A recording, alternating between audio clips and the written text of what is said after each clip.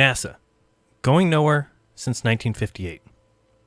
If you've been paying any attention to the world around you, you have easily realized that almost everything is a lie.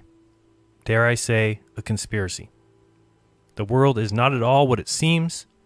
Some may see it, many do not. But to understand one lie, you need to recognize a few. We need to think of all the lies around us, because every piece of the American way of life has sold out to corruption, big business, and government. The media narrative and hypocrisy runs deep as they go about their business of easily corrupting minds with constant propaganda, to the point now where every news piece and story has been distorted beyond recognition. And yes, even science has been tainted. Let's just consider some of the many lies, like sugar, marijuana, and tobacco science, or public water fluoridation into human-caused global warming and climate change science. How about GMOs and Monsanto, which is now owned by Bayer, which leads to big pharma and medicine, drug makers keeping you sick rather than healing you, flu shots and vaccines rather than the medicinal use and healing power of plants, which makes them no money, a healthy diet instead of low-fat snack cakes and packaged foods that are just making us fat and sick, bringing fear porn with infectious diseases, measles outbreaks, and Ebola, which fuels the healthcare industry and medical malpractice, biotech, pesticides, the EPA, and the lies continue onto the oil industry and free energy, down to the very education system that teaches it, as well as a false history, pushing Big Bang and evolution as science, with their dinosaur and missing link frauds, or teaching Common Core, simply public indoctrination programs. And then you have the college admissions scams, and the universities creating huge student debt, putting people deeply indebted to the Federal Reserve banking system, which isn't even federal, onto the stock market, financial scams, and the rest of the lies. All of this in a free society, while being watched and tracked and managed by Google, Twitter, Facebook, Instagram, or even censored on YouTube, while Hollywood continues to corrupt the mind, pushing some alien agenda and a satanic message. And the music industry isn't far behind with their corruption. How about the kidnapping and human trafficking with child sex exploitation and the sexualization of minors, while pedophiles go free because of a corrupt justice system of lawyers, courts, and judges that speak another language altogether. All of it leads back to the government, which fuels the mainstream media with their hypocrisy and fake news stories. Every government agency is entirely corrupt and weaponized against the people. The IRS, the NSA, the NSF, FTC, CDC, DOD, EPA, etc. And who owns and operates the fake media juggernauts? Well, our very own CIA, who has been deeply involved with all the newspapers and magazines, just see Operation Mockingbird, pushing propaganda constantly with their incessant mainstream narrative, including press releases from government agencies, universities, corporations, and companies getting rich off government contracts. How about the false flags and covert government operations? Just see Northwoods, Gulf of Tonkin, Operation Paperclip, and thousands of others. The entire political scene with election fraud and dishonest polls, the whole left versus right two-party system pitting citizens against each other, or the entire CIA involvement in the military-industrial complex, as more war, more conflict equals more money and more growth. Or the so-called war on drugs. Our own federal government has been engaged in a shady operation of alliances with the world's largest drug cartels. Our incarceration percentage has grown by 6 times since Nixon declared a war on drugs in 1971. When planes took arms to the Contras in Nicaragua, these same planes returned with cocaine, shielded from law enforcement by the CIA. Yeah, an illegal drug trade. Just another pointless sham proving our own CIA is engaged with criminals and is criminal itself. Just look at the weapons and arms dealings of the CIA while actively trying to take yours. The constant barrage of lies and deceptions like the official 9/11 story and the government-run commissions. So many lies, and I could do a film on each one of those separately, and perhaps I will. But this film asks you one important question. If they lie to you about all that, if they have deceived you at every possible turn, what makes you think that they're telling you the truth about space? You see, sometimes people want to know the truth, but many times they do not. They like the idea of truth, but not the actual, real truth. When it comes to the United States space program, however, in my opinion, people certainly don't want the truth. They want the lore, the ideals, that patriotic feeling, the ideas of space travel, trillions and trillions of miles, American dominance and ingenuity, and the brilliant minds of mankind coming together to do the impossible. It's our destiny to be in the stars. This has always been the reason for space, making dreams come true, inspiring children and adults to do more, to strive for more, to reach for the stars, and to achieve the impossible.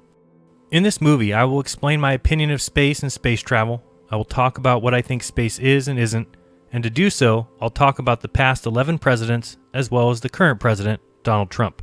I'll go through the list of presidents and show that they have all cared little for space travel other than national prestige, and the reason for this, I believe, is multifaceted. I believe NASA to be little more than a jobs program, mixed with some research and development, focusing on engineering and technology. They also sell a fantasy and a worldview to the population. They instill pride and wonder, but what they haven't done and don't do is go anywhere. Hence the name of this film, NASA Going Nowhere Since 1958. Now, I could go deep into the various space-related deceptions and pick apart NASA films scene by scene, and while I'll do a little of that, this film is much different. Maybe I'll do other films on the various lies and pseudoscience pushed by the space agency, but this film will go president by president, give a little background, and show that it has always been and continues to be a back-and-forth game of sorts, where NASA can blame the president and the president can blame NASA, in the end allowing research and jobs to continue while ultimately going nowhere. Of course, we're going to spend most of our time on Kennedy and Nixon, especially since this month has been the 50th anniversary of quite possibly the largest deception ever pulled on the people of this earth. The nonsense assertion that 50 years ago, NASA sent men to the moon. Many people may not agree with anything I say throughout this film, and that's okay. I don't agree with most of what I hear in the mainstream media. That's because I'm looking for the truth and not just the story I'm supposed to believe. If you don't agree with me or see things a different way, well, it could be because you trust the mainstream media, meaning you do believe what you're supposed to believe, what this world wants you to believe, in which case I think you'll always be missing the truth. What I want to make clear from the start is that you're free to believe whatever you want, as am I. Eddie Bravo was on the Tinfoil Hat podcast and summed it up quite well when he said, Hey, listen, I'd rather be thought of as an idiot for not trusting the government than a traitor for defending them. I would rather be thought as a moron for not trusting criminals than a sellout and a traitor for defending them. I don't believe liars, and I don't trust criminals. Once you've lied to me, I no longer see the need to believe anything you say. The difference is I'm not lying to you at any point throughout this film. I'm giving you my 100% honest opinion on the subjects discussed. Agree or disagree, these are my personal beliefs. Space has always been an amazing arena for populist politics and fantasy conceptions. When NASA began, the space pioneer and ex-Nazi SS member Wernher von Braun was an absolute genius at forging public opinion with the ideas of space and space travel. He knew the power of space-related gimmicks. Together with the other dream maker and fantasy extraordinaire Walt Disney, they joined up to greatly sway public opinion by presenting space as a sci-fi fantasy adventure, a reaching for the stars, much like a Disney movie. Wernher von Braun said, "There's no Bucks without Buck Rogers." Of course, Buck Rogers was a fictional space character that debuted in 1928, becoming a very popular comic strip. Then it became a television series. It was so popular that many newspapers launched their own science fiction strips right after. Imitators like Flash Gordon and Speed Spaulding and John Carter of Mars. The adventures of Buck Rogers became an important part of popular culture, and by 1930 Buck Rogers took his rocket ship and left Earth. Buck Rogers has been credited with bringing into popular media the concept of space exploration, following those few before him like Jules Verne and H.G. Wells, and those who came after him like Arthur C. Clarke. So, as Wernher von Braun said, there's no Bucks without Buck Rogers.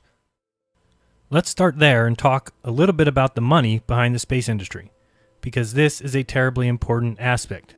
Only once you completely understand the financial implications can you begin to understand why and how they continue to get away with going nowhere. First off, NASA receives $56 million a day of taxpayer money. While it may only be 0.5% of the yearly U.S. budget, They also get many other funds from donations, admissions, etc. But here's the most important fact to understand. Think of how big the music industry is worldwide. Enormous, right? Now think of the movie industry, Hollywood and global, even bigger. So where do you think the video game industry and economy rates with those two? What if I told you the video game industry is now more than the music and movie industries combined? Wow. This article states, forget about being a movie star, forget about becoming the next Beyonce. If you want to be rich and famous in the entertainment world, you should start playing video games right now. Gross video game sales have outweighed box office receipts for over 2 decades, and they surpassed home video and theater earnings combined 15 years ago. The video games industry has earned more revenue than the movie and music industries combined every year for the past 8 years. That's right, video games have passed the music and movie industry 15 years ago and have earned more revenue than the movie and music industries combined every year for the past 8 years. In 2018, the video game industry raked in $137 billion. That's $70 billion in mobile, $14 billion in tablet games, $56 billion in smartphone games, $33 billion in PC games, $4 billion in browser PC games, $28 billion in boxed and downloadable PC games, and over $34 billion in console video games, a total of $137 billion for that year. A huge industry compared to the movie industry, which only brought in $43 billion. Even if you include home entertainment and home theater, you still don't reach the video game industry. And music is less than half of the movie industry at only $20.5 billion. Crazy business, huh? Can you imagine one of those industries just going away because people realized it was all a fraud? Well, not really, because people know those industries are entertainment industries, selling fantasies, right? So where do you think the space industry stands compared to music, movies, and video games? What if I told you it is almost double all of them combined? Shocked? Well, you should be. The space industry was at $385 billion in 2017. Video games were at $137. Video games plus the movie industry, plus the home entertainment industry, plus the music industry don't even reach the space industry. So now you can start to see why presidents stand behind it, why it is needed, because it makes so much money and creates so many jobs. Whether anyone goes anywhere or not, as long as you believe that they have gone somewhere or eventually will, the space economy continues to grow and thrive. So where do we go, Obama? The moon? Mars? You and I know this is a false choice. We have to fix our economy. We need to close our deficits, but for pennies on the dollar, the space program has fueled jobs and entire industries. For pennies on the dollar, the space program has improved our lives, advanced our society, strengthened our economy, and inspired generations of Americans. And I have no doubt that NASA can continue to fulfill this role.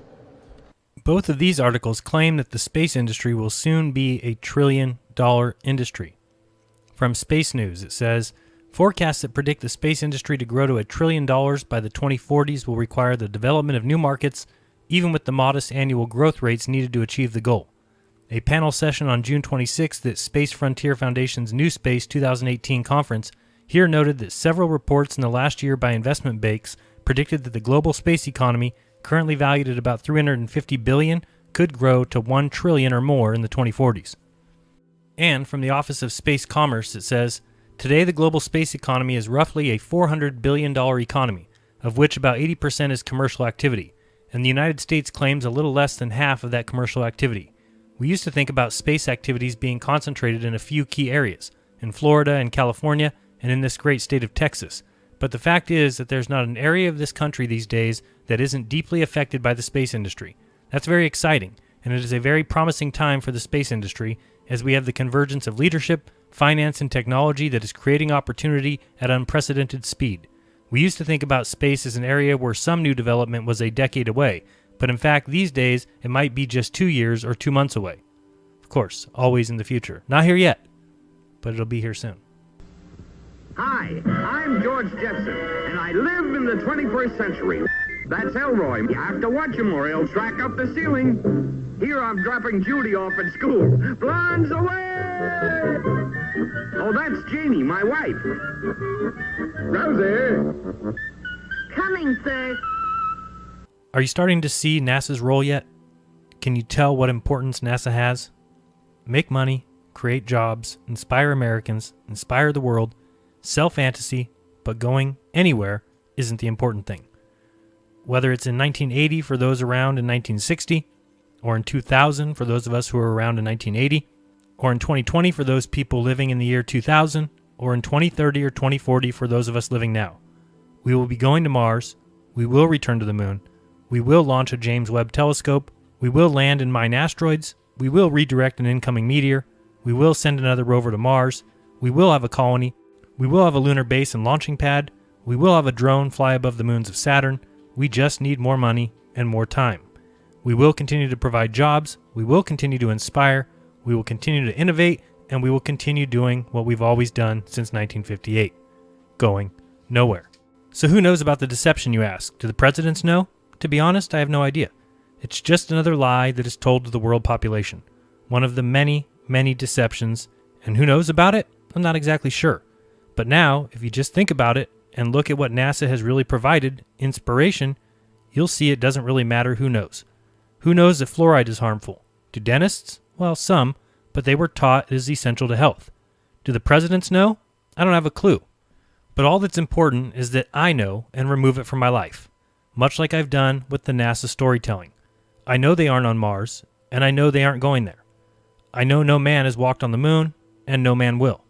I've come to grips on that reality. Maybe some presidents know, others may not, but all of them realize the importance of telling people we have gone and will go again.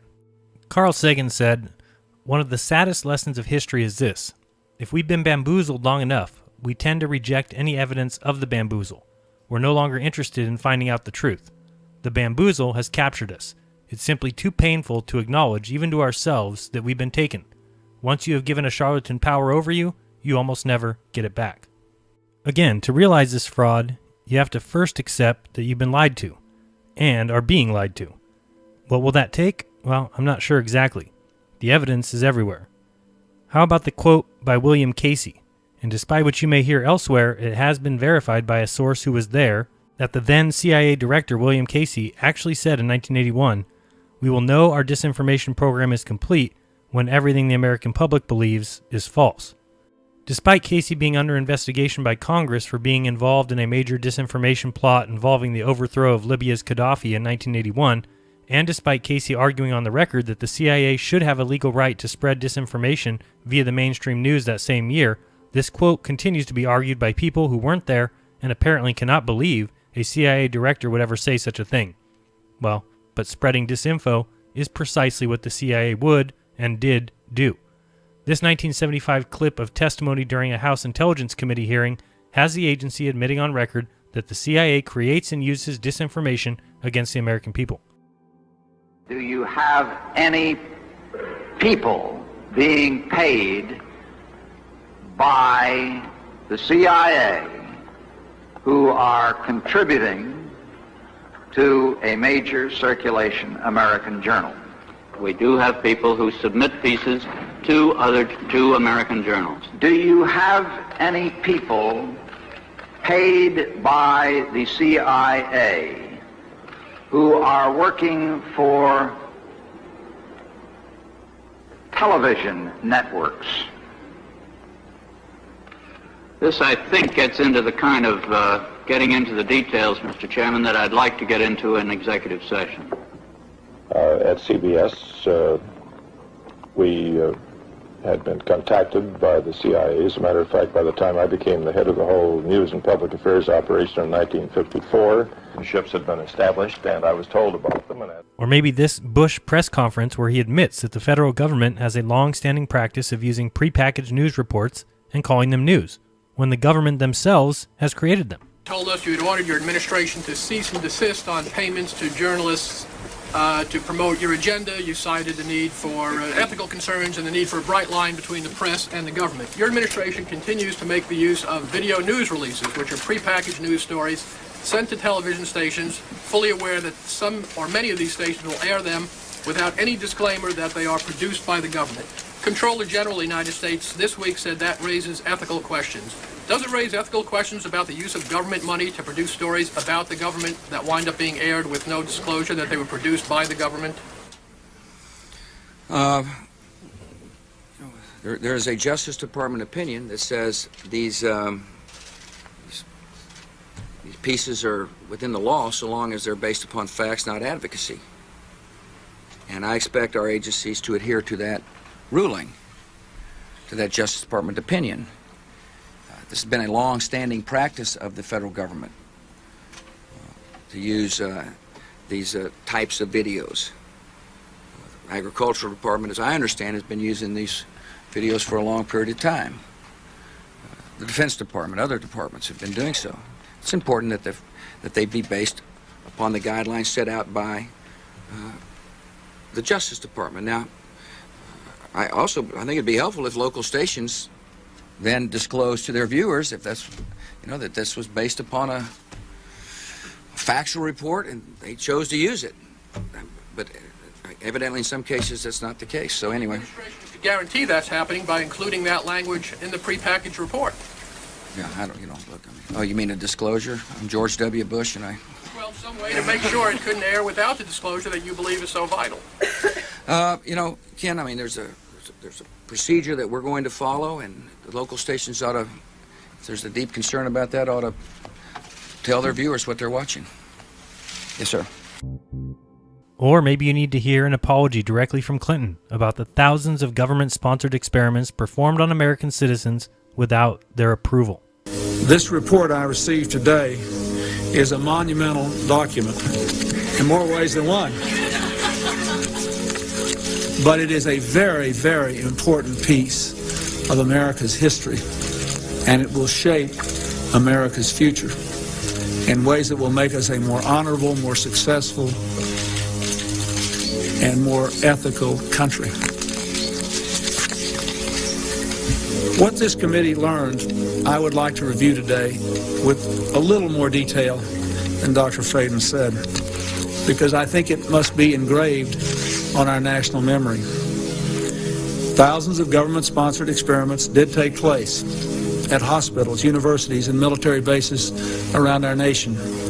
The goal was to understand the effects of radiation exposure on the human body.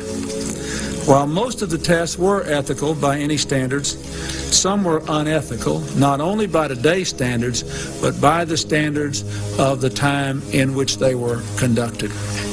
They failed both the test of our national values and the test of humanity. Informed consent means your doctor tells you the risk of the treatment you are about to undergo.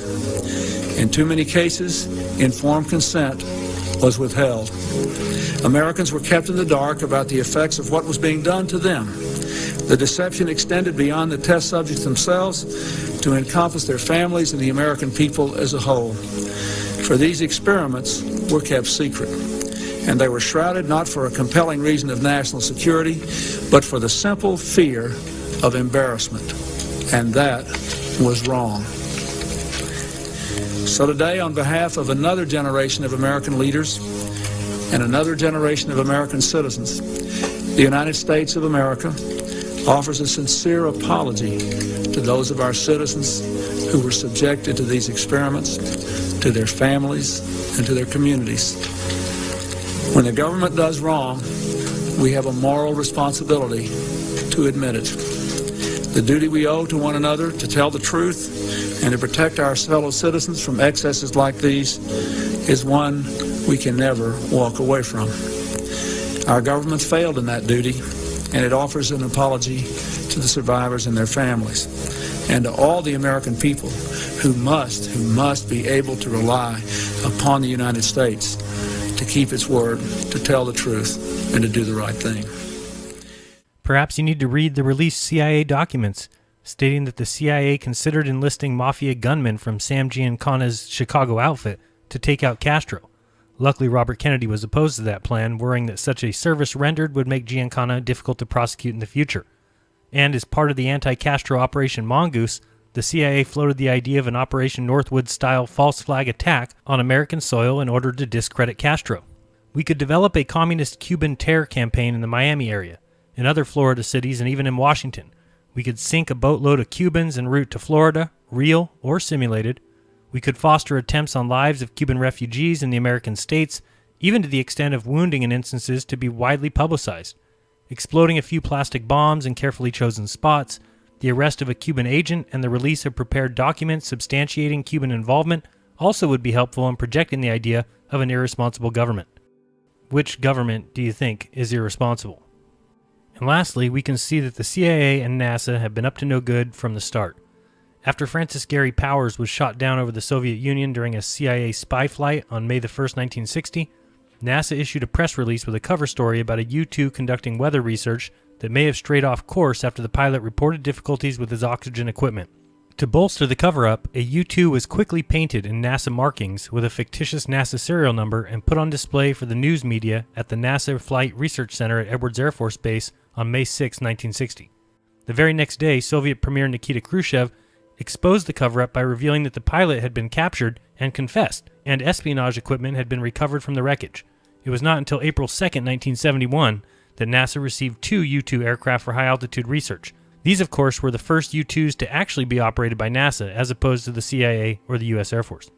Now, all of this is meant to show you that you've been lied to, and you have every right to question what liars and criminals tell you, especially when they put it in textbooks and force it into the minds of children and put it in the mainstream news daily, which, of course, is made up of only some CIA employees. So the lies are obvious and the lies are many, but do you still believe them about space? Well, I don't. And now we can begin with the presidents. So why the presidents? Well, the president is not only commander-in-chief, he's the commander-in-chief of NASA. NASA is an administrative function in our government, and it reports directly to the President of the United States. It is the president and his staff that set NASA's agenda and request the budgetary resources needed to carry it out. So no one other than the president ultimately has greater influence over the direction and the pace of the U.S. space efforts. Congress then has to approve it, but normally makes little to no changes to the presidential recommendations. When it comes to the presidents, in my mind, the job is pretty simple. You toe the line, you make a splash if you need it for re-election, celebrate the so-called achievements to show that you care, speak softly of tragedies, but ultimately you can't make NASA do anything or go anywhere. Up first is Dwight D. Eisenhower, president from 1953 to 1961. His vice president, of course, was Richard Nixon, hand-selected by Prescott Bush. He announced in 1955 that the U.S. would launch a satellite a few years in the future. I guess it takes a long time. But he was beat to the punch when Russia launched Sputnik in 1957. They say this is why he signed legislation that started NASA, but he wasn't too worried about Sputnik as he called it one small ball in the air.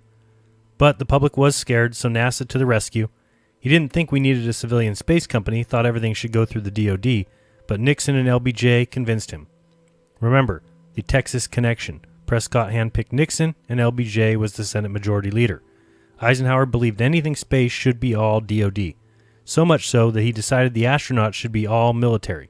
Makes sense, right? Guys who have taken an oath of secrecy? But he saw what Russian propaganda had done, and so followed the leader. Calmed the public fears with NASA and his calming voice from space in 1958. The world got to hear his voice from a tape recorder on a satellite. Hilarious. Listen in. We have on tape or recorded the voice of the President of the United States as it's being broadcast to Earth from our great satellite put into orbit last night. Through Radio Press, WBAI, and this particular program are able to bring you the voice of the President of the United States as it is being endlessly repeated in the endless orbit around the world, a voice addressed to all men everywhere. This is the President of the United States speaking. Through the marvels of scientific advance, my voice is coming to you from a satellite circling in outer space. Through this unique means, I convey to you and to all mankind America's wish for peace on earth and goodwill toward men everywhere. And so NASA was created, an open and transparent agency in contrast to Russia. Speaking of which, check out the movie The Cosmonaut Cover-Up to see how deep the Russia lies ran. Even Nikita Khrushchev's son, Dr. Sergei Khrushchev, speaks to the massive lies and the propaganda. How massive? Well, now they don't even think Yuri Gagarin was the first man in space. Just another guy on a reverse bungee jump, really. They even delete cosmonauts from photos. It's pretty funny, and not too bad if you like that kind of documentary, so check it out. Here's a small clip. After several decades of propaganda, lies, and official denials, the truth about one of humanity's greatest achievements can now be told. He gave NASA the Army's Jet Propulsion Lab, JPL, and the German rocket team led by Nazi Werner von Braun. Remember, Jack Parsons was a principal founder of JPL with his Suicide Squad. Lastly, Eisenhower had no desire for a space race or moon mission, well, because he wasn't up for re-election. He leaves quietly, handing space off to Kennedy, but does leave us with 2 warnings. One of them we've all heard many times before. We must guard against the acquisition of unwarranted influence, whether sought or unsought, by the military-industrial complex. The potential for the disastrous rise of misplaced power exists and will persist. We must never let the weight of this combination endanger our liberties or democratic processes. The second one you may never have heard before. Let's listen in. Yet in holding scientific research and discovery in respect, as we should, we must also be alert to the equal and opposite danger that public policy could itself become the captive of a scientific, technological elite. A scientific, technological elite. Well, doesn't that certainly sound like what we have today?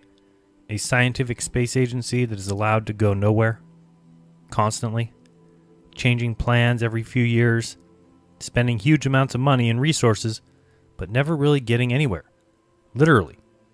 But they keep being handed dollars and creating jobs, buying equipment, funding research, but all of it just seems to keep going round and round.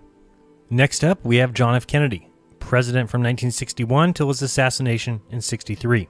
His vice president, of course, was Lyndon B. Johnson, someone instrumental in NASA's start. First off, Kennedy knew nothing about space, but he wanted to make a splash for a possible re-election, so he asked LBJ to find out if we could do something big in space, and was told possibly the moon in '67. So he agreed to increase the NASA budget big time and made a huge proclamation. But why, some say, the moon? Why choose this as our goal? And they may well ask, why climb the highest mountain? Why, 35 years ago, fly the Atlantic? Why does Rice play Texas? We choose to go to the moon. We choose to go to the moon in this decade and do the other things, not because they are easy, but because they are hard. Because that goal will serve to organize and measure the best of our energies and skills. Because that challenge is one that we're willing to accept, one we are unwilling to postpone, and one we intend to win, and the others too.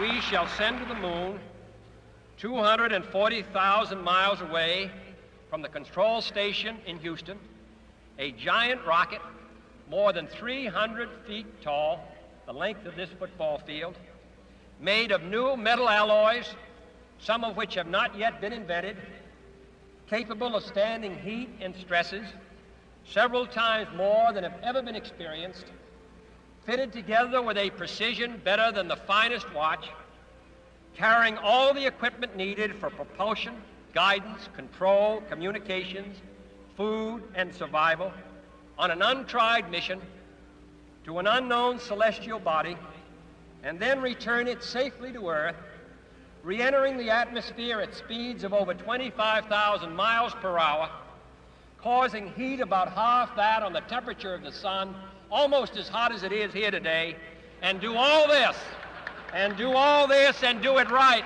and do it first before this decade is out, then we must be bold. He wasn't even technologically minded, but certainly bold. And so he declared it, but even NASA Administrator James Webb knew that statement was trouble. Remember, Kennedy announced the moon in May of '61, but listen to this convo in November of '62. Things weren't looking so good, but Kennedy had already said it and was hoping for this to help his re-election. He even states in this off-the-record meeting that he is not interested in space. You put this program, I think this program is the top priority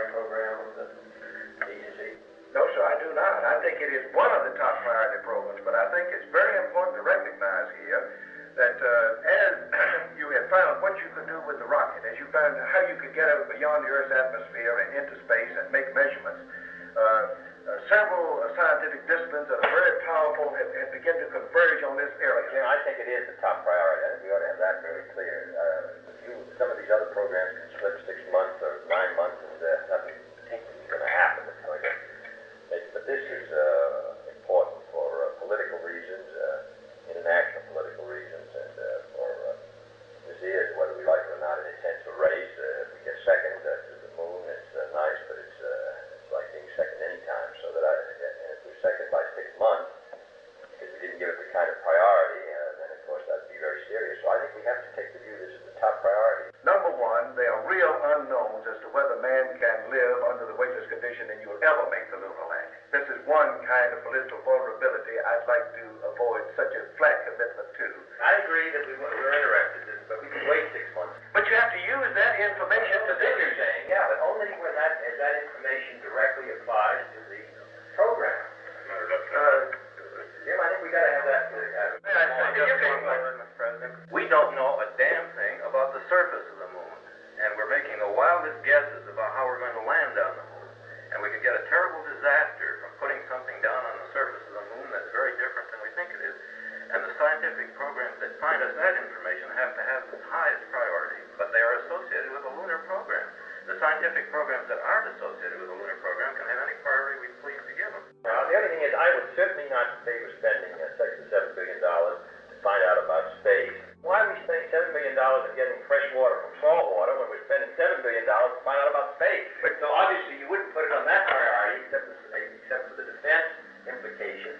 And the second point is the fact that the Soviet Union has made this a test of the system. So that's why we're doing it. So I think we've got to take the view that this is the key program, and the rest of it's not so that we can find out about it, but there's a lot of things we want to find out about. But you see, when everything else. When you talk about this, it's very hard to draw a line between what I think everything that we do ought to really be tied in to getting onto the moon and ahead of the Russians. Why can't it be tied to preeminence in space, which are your own words? Because, by God, we've been telling everybody we're preeminent in space for 5 years. Nobody believes it because they have the booster and the satellite. But I do think we ought to get it, really clear that the policy ought to be that this is the top priority program of the agency and one of the two, except for defense, the top priority of the United States government. I think that's the position we ought to take. Now, this may not change anything about that schedule, but at least we ought to be clear.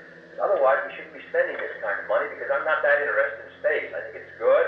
I think we ought to know about it. We're ready to spend reasonable amounts of money, but we're talking about these fantastic expenditures which wreck our budget and all these other domestic programs. And the only justification for it, in my opinion, to do it is because we hope to beat them and demonstrate that starting behind it we did by a couple of years. By God, we passed them.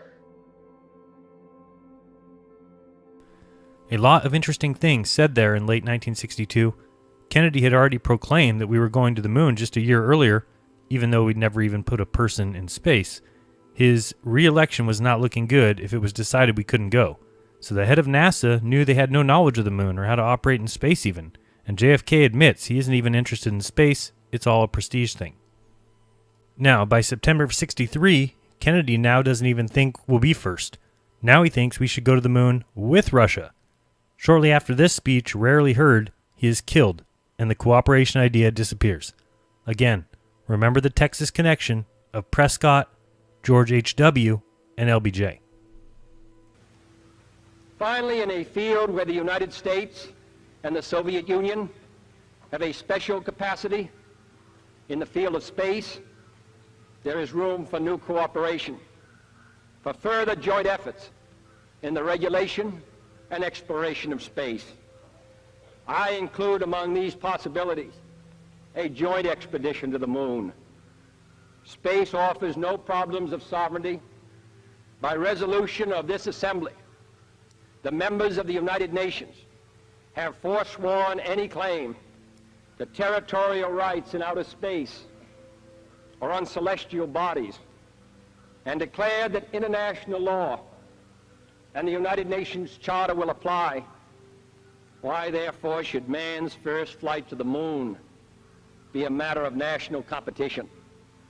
Why should the United States and the Soviet Union in preparing for such expeditions, become involved in immense duplications of research, construction, and expenditure, surely we should explore whether the scientists and astronauts of our two countries.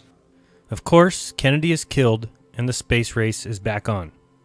In steps Lyndon B. Johnson, who was president from 1963 until 1969. His VP was Hubert Humphrey.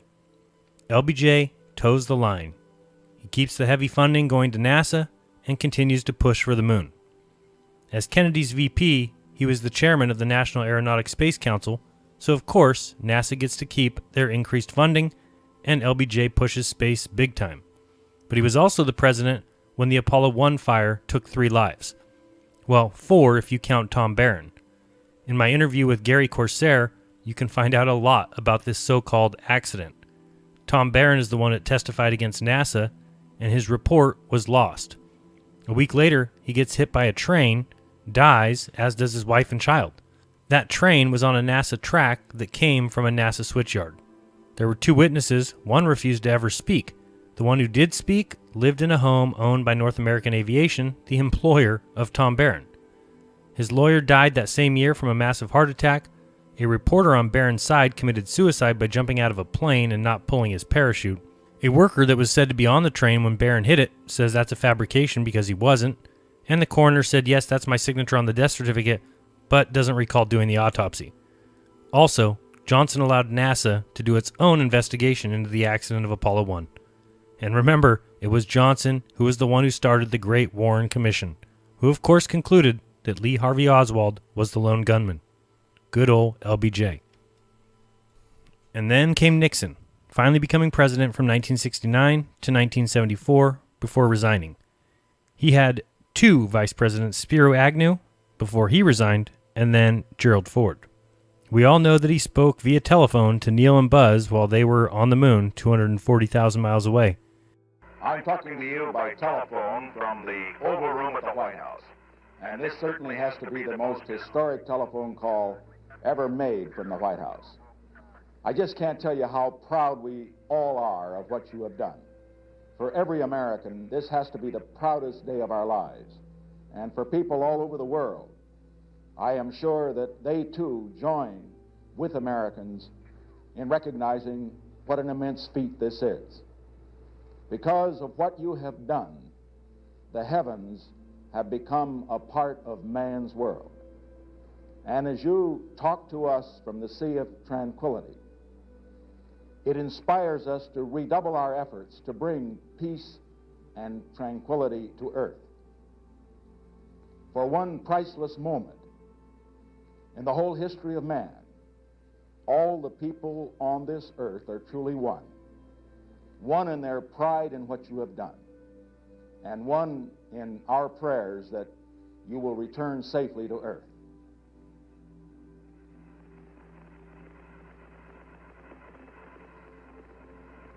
Thank you, Mr. President. It's a great honor and privilege for us to be here representing not only the United States, but men of peace of all nations, and with interest and a curiosity and with a vision for the future. Honor for us to be able to participate here today. And thank you very much, and I look forward, all of us look forward to seeing you on the Hornet on Thursday. He's also the one that got the shuttle rolling and gave it to California, well, because jobs equals votes, and it worked. Von Braun wanted Mars, but Nixon said no. He won re-election quite easily and kept the public occupied with the moon. So they kept their eyes off of what was going on in Vietnam, and it was a great distraction. Nixon said, I don't give a damn about space. I'm not one of those space cadets, and he actually never made any kind of a space speech. However, in a time of turmoil, he felt that U.S. citizens needed heroes, and who better than American astronauts? In stepped Gerald Ford, who was never elected president or even vice president.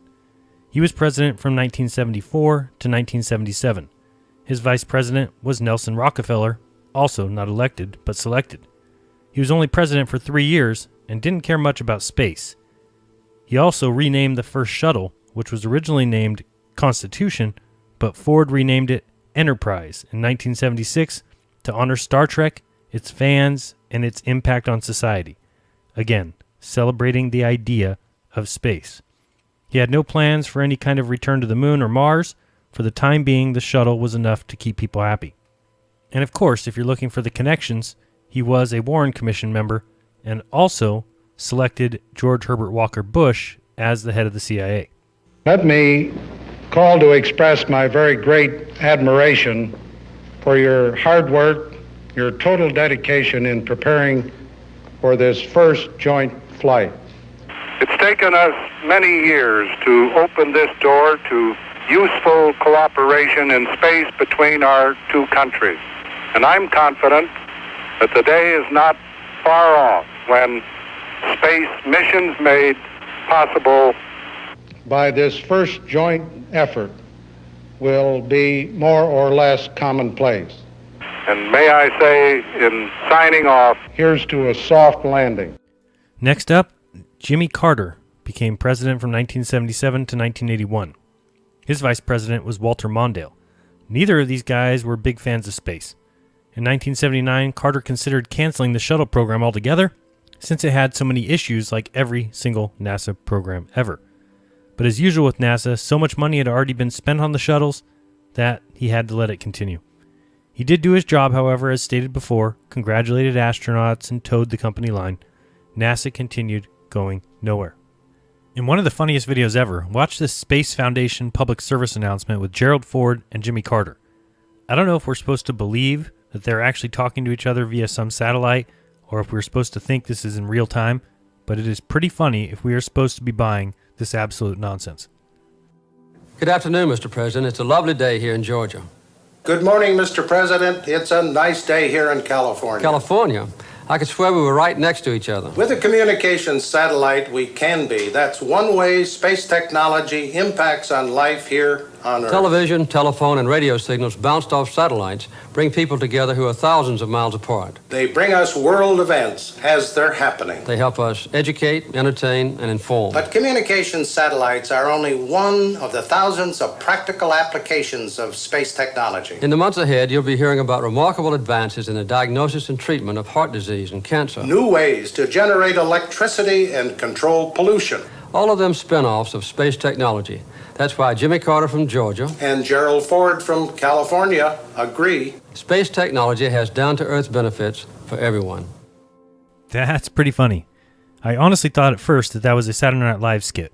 In the coming months, we will be curing cancer, reducing heart disease, mining diamonds from Pluto, and making puppies fly. All because of the thousands of practical benefits of space technology. Oh boy, do you believe it?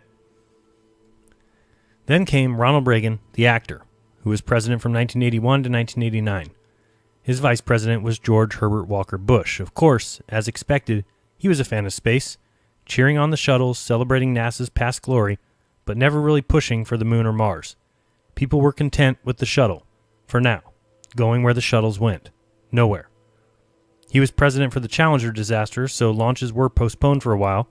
He also proposed a strategic defense initiative, which was going to be a network of missiles and lasers in space and on the ground to protect the USA. The program was called Star Wars and considered very unrealistic. It was and never came to be. America is going to space again, and we're going there to stay.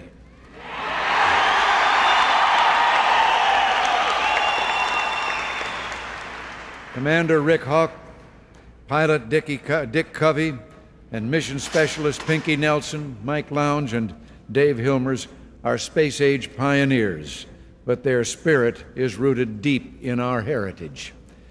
We're a nation born of pioneers, and we'll always create our future on the frontier. Americans can live no other way.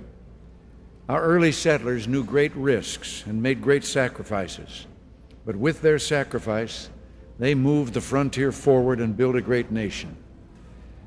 Neither can we stand still, nor be content, and we're not afraid. Ill fortune can slow us down, but it can't stop us. You can delay our long trek to greatness, but you cannot halt it. How better can we pay tribute to those who came before us than by continuing their quest for knowledge their struggle against limits by continuing to push toward the far frontier. Mr.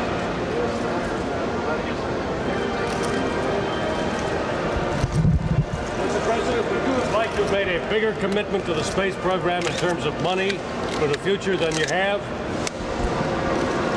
I'll try to do all that's possible to answer problems. This program is the highest priority.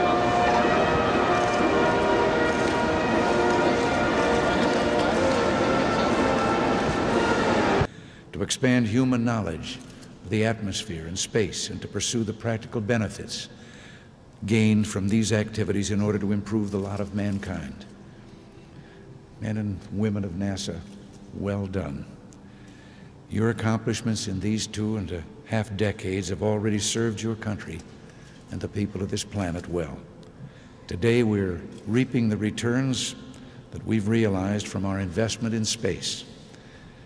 And let me add, when the figures are put together, we're not only getting our money's worth, our commitment to space has been one of the best investments we've ever made as a nation.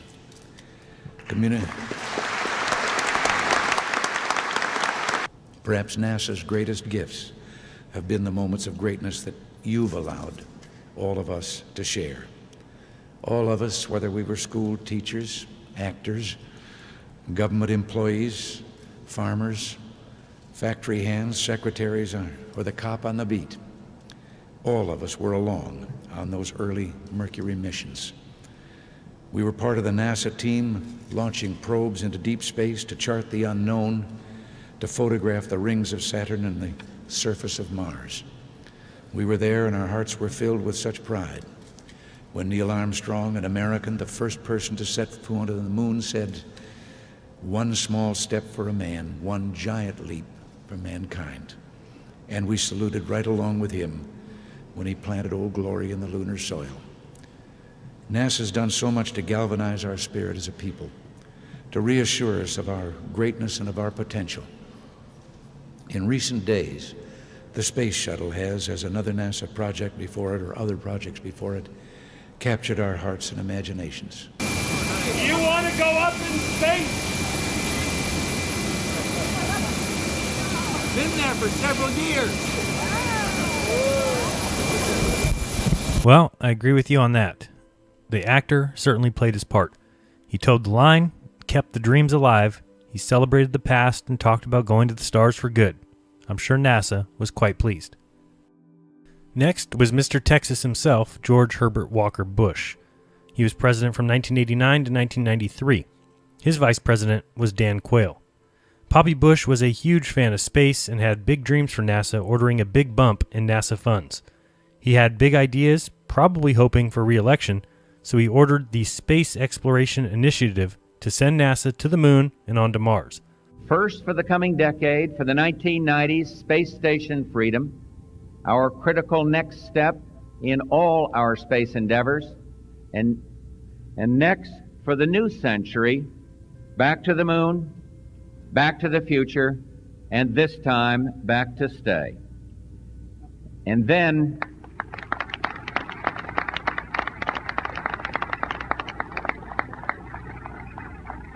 then a journey into tomorrow, a journey to another planet, a manned mission to Mars.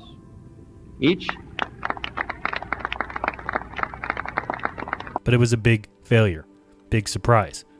As soon as it was announced, Gore mocked it when he said, "By proposing a return to the moon and a manned base on Mars with no money, no timetable, and no plan, President Bush offers the country not a challenge to inspire us, but a daydream to briefly entertain us. A daydream about as splashy as a George Lucas movie with about as much connection to reality." What George Bush had said was, "I am pleased to announce a new age of exploration, with not only a goal, but also a timetable. I believe that before Apollo celebrates the 50th anniversary of its landing on the moon, the American flag should be planted on Mars." George H.W. Bush, May 1990. But after Gore mocked it, he ordered a 90-day study into the feasibility of his statements, and NASA came back and said 30 years and $500 billion. That was, surprise, 30 years ago, and NASA has gone nowhere. And so again, big plans, big dreams, and NASA continues on, going nowhere. Before the 50th anniversary, a flag should be on Mars. Well, NASA can't even go back to the moon. Have they ever been to the moon? Well, the evidence alone should tell you the answer to that question. And then there was Bill Clinton, president from 1993 to 2001. His vice president was Al Gore. Immediately, he killed the space exploration initiative of his predecessor and brought things back down to Earth. Said we should send robots to Mars and kept the space station funded, even though, again, it was way over budget and well behind schedule, a NASA specialty. NASA did announce during his presidency that they might have found life on Mars, but nobody really cared, and nothing ever came of it. He did, however, have something funny to say to Neil deGrasse Tyson. The most valuable thing I had for perspective in politics in the White House was the moon rock. I was going to ask you about when we celebrated the 30th anniversary of the walk on the moon in 1999. NASA came in with a vacuum-packed, glass enclosed moon rock that was taken off the moon in 1969 that had since been carbon dated at 3.6 billion years old. So I asked, because I had supported the space program so strongly, I said, may I just borrow that till I leave? You can have it back when I go. I know it's not mine, but I really I bet they didn't say no to that question. They did not. So when you see these television coverage of the president meeting with a foreign leader or whatever in the Oval Office, there's two chairs and then there's two couches and there's always a table between the couch. I put the moon rock on the table. And for the next 2 years, when we'd have like Republicans and Democrats in or people on two sides of any issue, and they start really, really getting out of control, I'd say, wait. You see that moon rock? It's 3.6 billion years old. Now, we're all just passing through here, and we don't have very much time. So let's just calm down and figure out what the right thing to do is. And it worked every single time. They looked, most everybody. That's a cosmic perspective They sitting in were the middle of your looking at table. an object that existed at a time they could hardly imagine.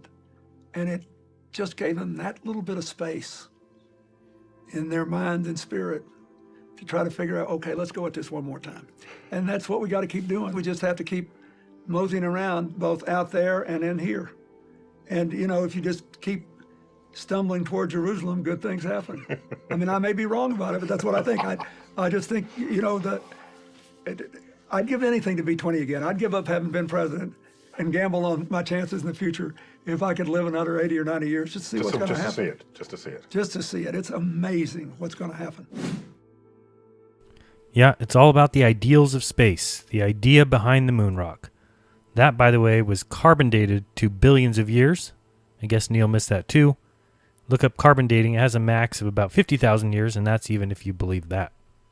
One of our young astronauts, 13-year-old Wayne Gussman from New Orleans, sees a future where being an astronaut will be like, and I quote, driving a car. Everyone will do it. That's a great dream. But that and our other dreams are clearly the natural extensions of the space program which began a generation ago. The direct descendants of the dreams of the three men we are here to honor today. Then came George W. Bush, president from 2001 to 2009 with Vice President Dick Cheney. New president, new plan. Gets pretty repetitive, doesn't it? In 2004, just in time for re-election, Bush laid out his vision for space exploration, which, like his father, did set a direction and a timetable. Direction to the moon by when? 2020. Guess what? It ain't happening. That moon mission would be a stepping stone to Mars, said Bush. This may have been in response to NASA's 2003 report that blamed the Columbia disaster on the presidents, saying that there had been a failure of national leadership in not replacing an aging shuttle and not providing a strategic vision to guide U.S. civilian space activities. Well, NASA got what it wanted and still has gone nowhere. Bush also started the Constellation program, which would include a new spacecraft called Orion, a lunar lander, and new rockets. But it also never came to be. This time changed by the next president. Any patterns here? Our third goal is to return to the moon by 2020 as the launching point for missions beyond. Beginning no later than 2008, we will send a series of robotic missions to the lunar surface to research and prepare for future human exploration. Using the Crew Exploration Vehicle, we will undertake extended human missions to the moon as early as 2015 with the goal of living and working there for increasingly extended periods of time. More goals, more fails. It's a never-ending saga, always coming in the future. Then came Barack Obama, president from 2009 to 2017, his vice president, creepy Joe Biden. Obama almost immediately got rid of the Constellation program of George Bush in 2010. Instead of going to the moon, Obama wanted to begin construction on landers for a 2030s trip to Mars, and for humans to visit an asteroid by 2025. Obama upped the budget for NASA to help them actually go somewhere. However, still, they've gone nowhere. By the mid-2030s, I believe we can send humans to orbit Mars and return them safely to Earth. And a landing on Mars will follow, and I expect to be around to see it.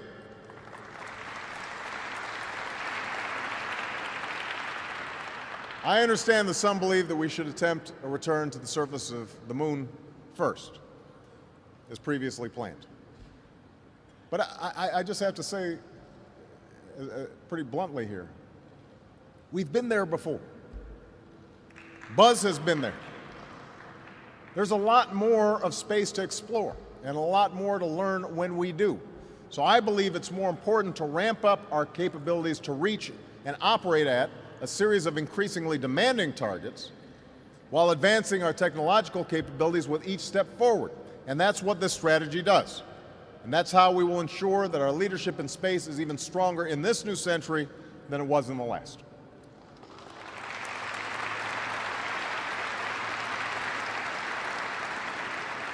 This holds the promise of generating more than 10,000 jobs nationwide over the next few years.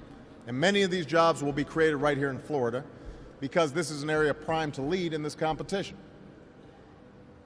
We've seen that in the NASA's budget, which has risen and fallen with the political winds.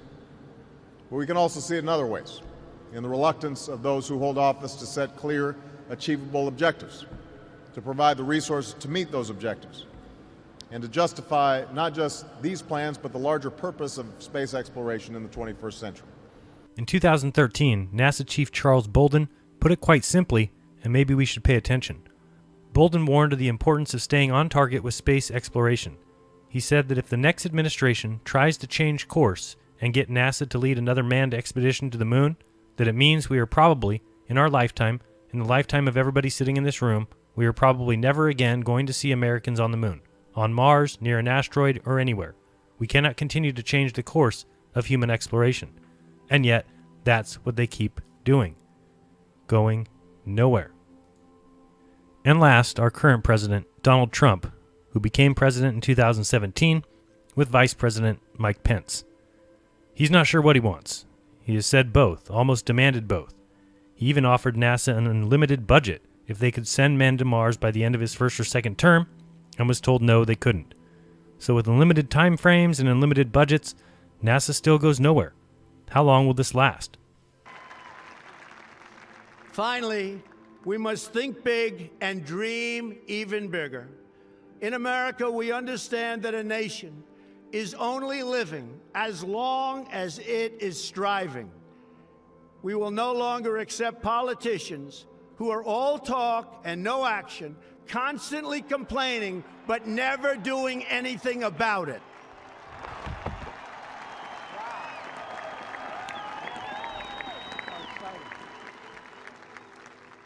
The time for empty talk is over. Now arrives the hour of action.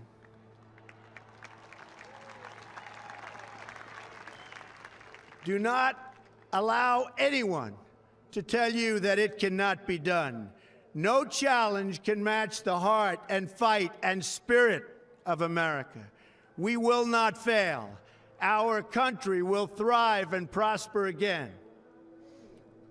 We stand at the birth of a new millennium, ready to unlock the mysteries of space, to free the earth from the miseries of disease, and to harness the energies, industries, and technologies of tomorrow. A new national pride will stir our souls, lift our sights, and heal our divisions. Well, we will wait and see. He said the time for talk is over. He tried to give NASA an unlimited budget and they failed. So now the direction has changed. Donald Trump now wants to send NASA to the moon. Just as the United States was the first nation to reach the moon in the 20th century, so too will we be the first nation to return astronauts to the moon in the 21st century. And I'm here on the President's behalf to tell the men and women of the Marshall Space Flight Center and the American people that at the direction of the President of the United States, it is the stated policy of this administration and the United States of America to return American astronauts to the moon within the next 5 years. And that's why today, the National Space Council will send recommendations to the President that will launch a major course correction for NASA and reignite that spark of urgency that propelled America to the vanguard of space exploration 50 years ago. As you will hear, in these recommendations, we will call on NASA not just to adopt new policies, but to embrace a new mindset. That begins with setting bold goals and staying on schedule. To reach the moon in the next 5 years, we must select our destinations now. NASA already knows that the lunar South Pole holds great scientific, economic, and strategic value. But now it's time to commit, to go there. And today, the National Space Council will recommend that when the first American astronauts return to the lunar surface, that they will take their first steps on the moon's south pole. And here's the other thing that should be obvious. 5 years from 2019 is 2024, which will be exactly when Trump and Pence will be leaving office if they're at the end of the second term. And again, this will just get pushed onto the next president, who will come out and announce a new directive, and NASA will go back to doing exactly what they've done since 1958, going nowhere. Okay, thank you very much.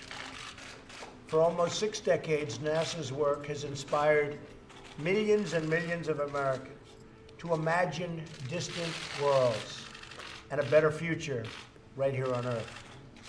I'm delighted to sign this bill. It's been a long time since a bill like this has been signed, reaffirming our national commitment to the core mission of NASA: human space exploration, space science, and technology.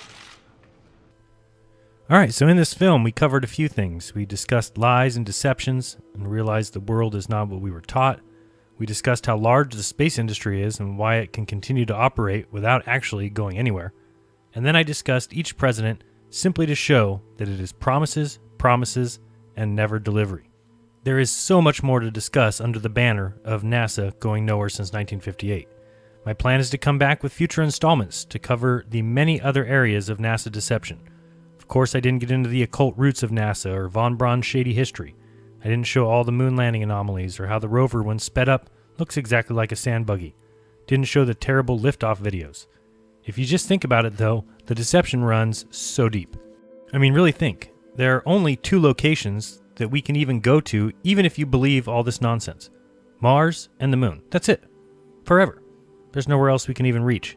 Even if you give NASA that much, they can't even go there.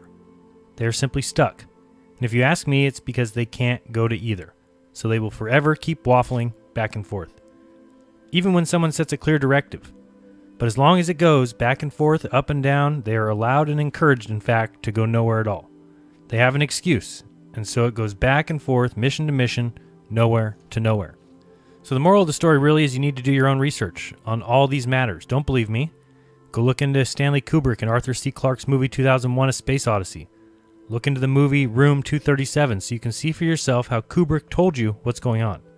You can see Danny playing with his cars in the hallway that matches the NASA launch pads in The Shining. How he rises up wearing the Apollo 11 sweatshirt.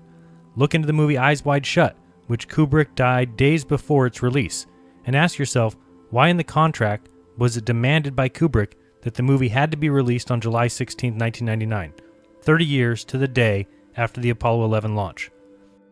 So thanks a lot for watching. If you enjoyed this film and would like to see more, I could use your support. You can send me $1 or $5 or the price of a movie ticket by going to paypal.me/Jaron, or you can become a patron at patreon.com/Jaronism. And by the way, a huge shout out and a huge thank you to all my current patrons. You guys are the best and make this channel and this film possible. Or you can buy a shirt. The links to the shirts are in the description. So thanks again, and don't worry, I'll be here waiting while NASA continues going nowhere since 1958. This has been Jaronism. Till next time, peace.